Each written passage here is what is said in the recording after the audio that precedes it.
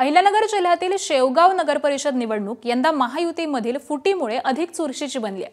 महायुतीच्या घटक पक्षांनी स्वतंत्रपणे उमेदवार उतरवल्यामुळे उमेदवारांसह मतदारांची मोठी कसरत होणार आहे। राष्ट्रवादी अजित पवार पक्षाने शेवगाव नगर परिषदेच्या प्रथम नगराध्यक्षा विद्या लांडे यांना नगराध्यक्ष पदाच्या रिंगणामध्ये उतरवले। लांडे परिवार गेल्या 40 वर्षांपासून अधिक काळापासून शेवगावच्या राजकीय सामाजिक क्षेत्रात सक्रिय आहे। त्यामुळे शेवगावकर नेमकं कोणाच्या गळ्यामध्ये नगराध्यक्ष पदाची माळ घालणार, सत्ता नेमकी कोणाला देणार हे पाहणं महत्त्वाचं ठरणार आहे। एका दिवसात 2 प्रभाग येतो, प्रतिसाद एकदम छान मिळतो। गोरगरीब लोकांचे घरकुल असतील, महिलांचे पाणी प्रश्न असतील, रस्ते असतील, यावर आम्ही जास्त लक्ष देणार आहे।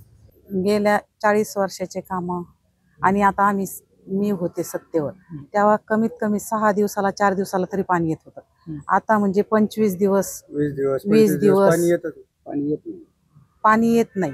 त्यामुळे जनता खूप अशी होरपळून निघाल्यासारखी झालेली आहे। त्यामुळे लोक आम्हाला चांगला प्रतिसाद देतात।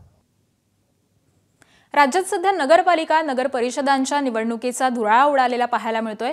शेवगावमध्ये भाजप आमदार मोनिका राजळे यांच्या नेतृत्वाखाली नगर परिषद निवडणुकीसाठी प्रचार यात्रा काढण्यात आली। या प्रचार फेरीमध्ये नागरिकांसह महिलांनी उत्स्फूर्त प्रतिसाद दिला। यावेळी बोलताना आमदार मोनिका राजळे यांनी विरोधकांवरती जोरदार टीका केली आहे।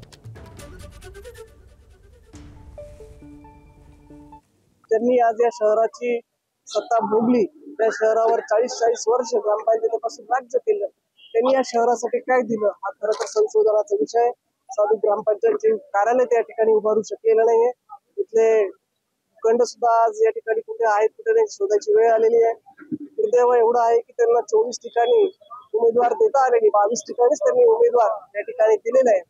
तिन्ही पक्षांचं पॅनल हे अर्धवट अवस्थेमध्ये आहे। भारतीय जनता पार्टीने पूर्ण 24च्या 24 उमेदवार या ठिकाणी पूर्ण ताकदीने एबीपी माझा, उघडा डोळे बघा नीट।